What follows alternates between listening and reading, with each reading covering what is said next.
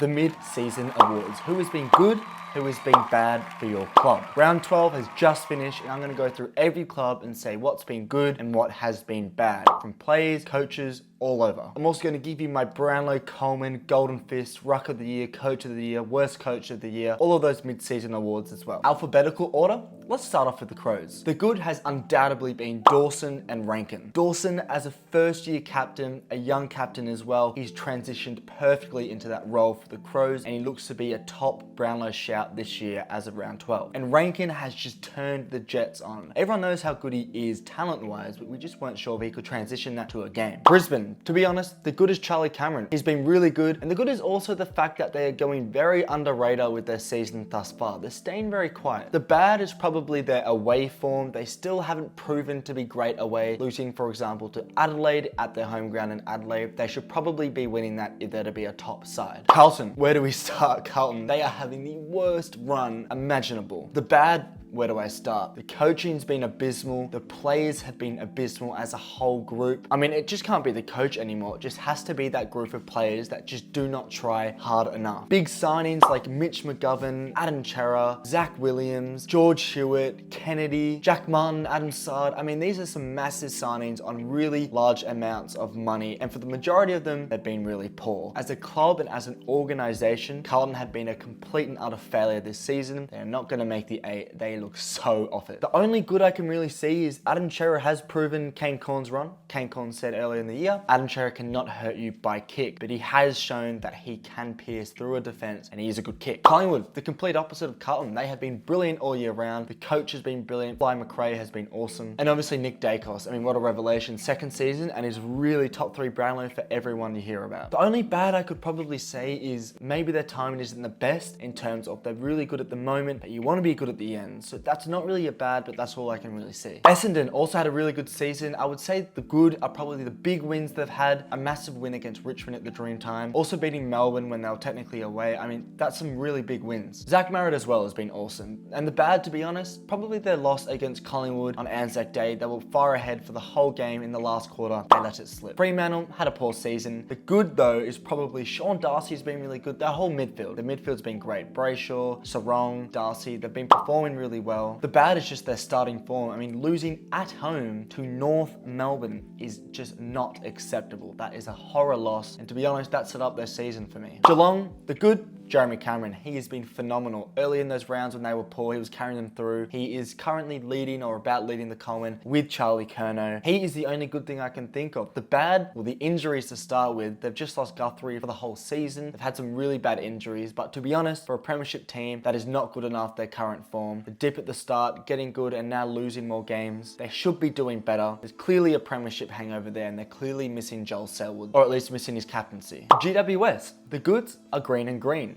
Toby Green as the captain has been phenomenal. He's been awesome. Tom Green as a young midfielder has been astronomical at times. And they've also been going under the radar quite a bit. The bad, I would say, with the talent on that list, they would want a couple more wins. But to be honest, they've had a decent season thus far. Gold Coast, the good, Noah Anderson, Matty Rowell, playing really well as young midfielders. The bad, pretty simple, early losses, bad early form. And if they want to make the 8, they can't be affording some of those early losses they had. The Hawks, the good, the big win against the Saints recently. And obviously beating West Coast and North Melbourne, who they are around as the 3 worst teams in the comp. I would say the bad is just the losses they have had and the margin of it. I mean, losing by 80 points, 90 points, 70 points to a lot of teams. They just need to sort of narrow it down. They need to go in a defensive mode. And maybe that's a coaching thing that Sam Mitchell needs to work on. But when they are being bullied, they've got to be able to stop the bleeding. Melbourne, I would say the good is their midfield. They're firing. Brody Grundy's signing's actually been really good because Gon is getting injured. Petrarca and Oliver, as per usual, are in Brownlow contention form. The bad for Melbourne has honestly been their team's form. There was a stat recently put out maybe a week ago that since halfway through last year, they've been 12 wins and 12 losses, so a 50-50 team. That is not good enough for Melbourne, who are in the prime of their career. They are in premiership contention. They're in that window, so they have to be doing better than a 50-50 split. North Melbourne, the good, the Fremantle win in round 2. Already talked about it, but away from home, they won by, I believe it was a point against Freo, which was just an amazing win. 2 wins in the first 2 rounds, and now they've lost every other game. That's the bad. Their recent form. Losing Clarko is obviously a really big bad because he's out indefinitely as I speak. Port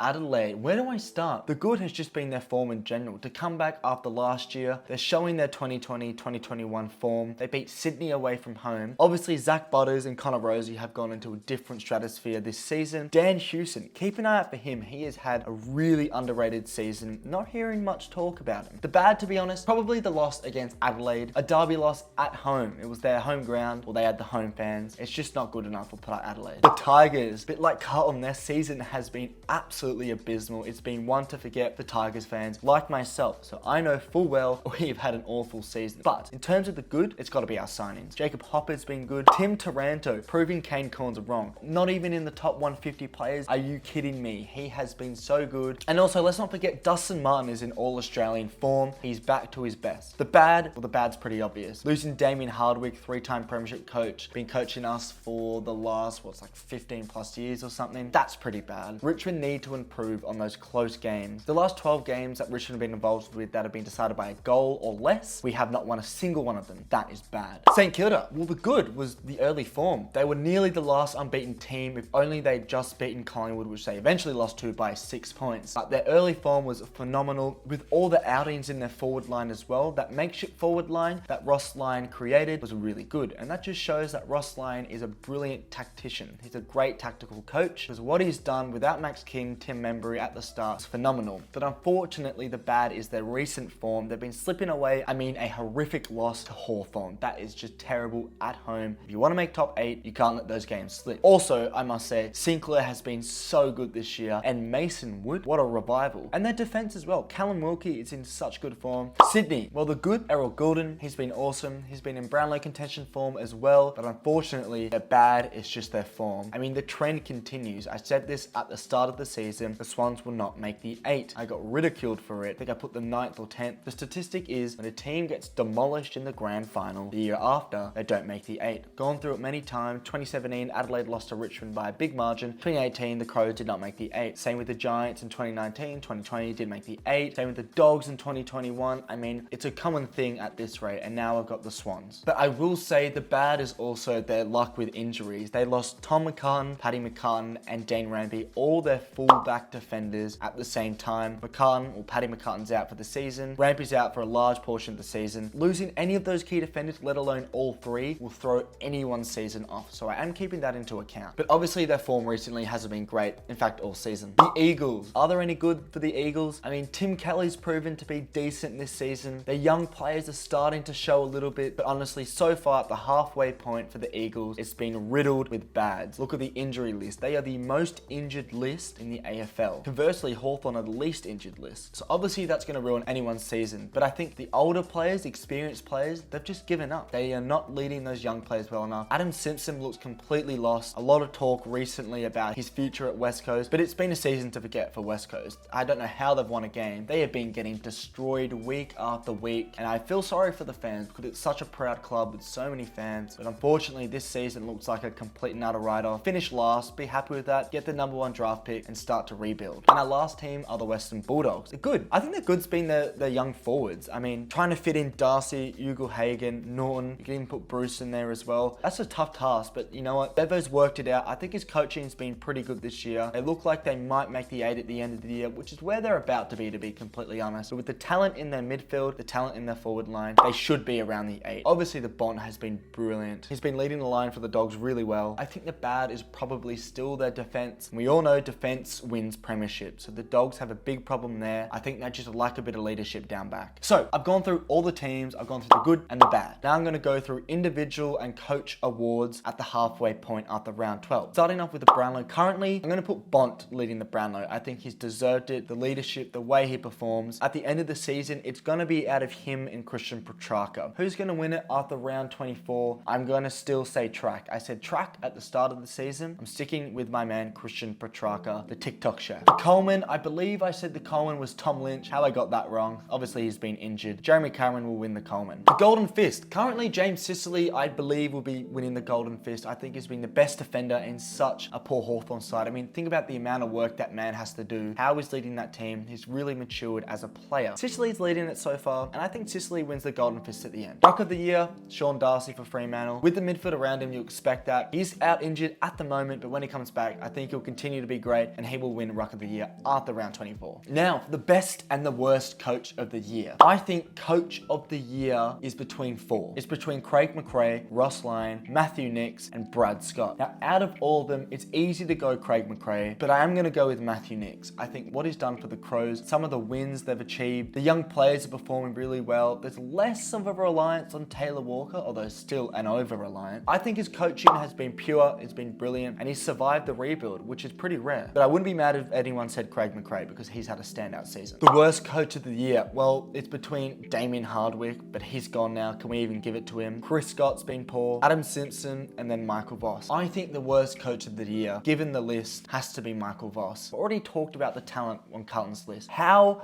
they are not in the top 8, let alone the top 4, is absolutely beyond me. Michael Voss has shut the bed currently. He just looks completely lost, completely out of it, and I would be really worried for him because as things look, he's going to get sacked. Is it Michael Voss? Is it the players? Let me know. But I think Voss has probably been the worst this year. They are my awards, my team awards, and the individual awards at round 12, the halfway point of the 2023 season. Hope you enjoyed. Make sure you follow the TikTok, FTFooty with 2 Ys. I post there all the time. Follow that shit. Like, subscribe, all that good stuff. I'll see you in another video.